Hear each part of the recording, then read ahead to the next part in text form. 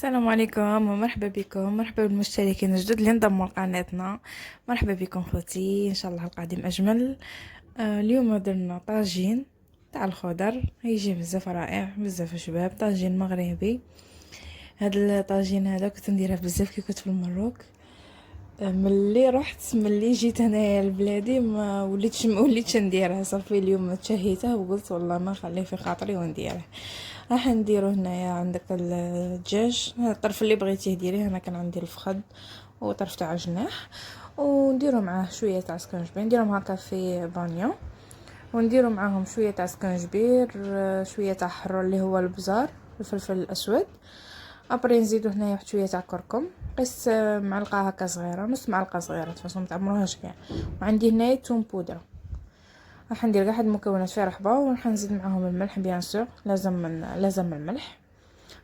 شغل هاد العطور هادو هما لا باز كاع.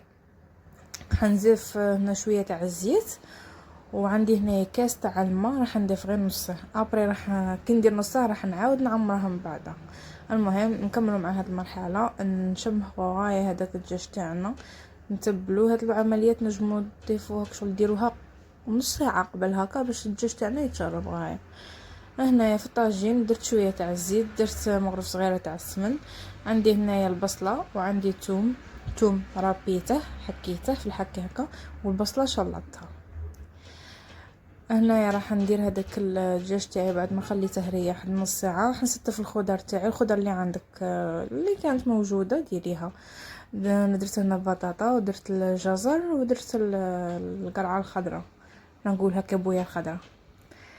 المهم نستفو كاع كيما هكا الخضر تاعنا، تنجمو تقطعوها تاني شغل بالطول وتستفو. هذاك الخليط تاعنا هذاك تاع الدجاج شوفوا كيفاش راه، زدت معاه كاس تاع الماء.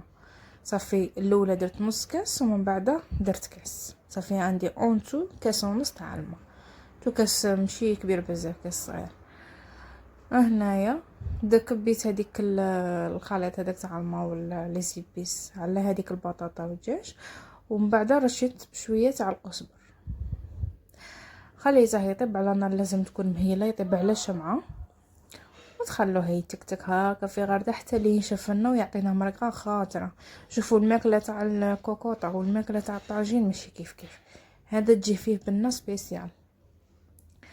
راح يجي واحد طاجين بزاف رائع وبزاف شباب. شوفوا هنايا البطاطا تاعنا كيف طابت زبده.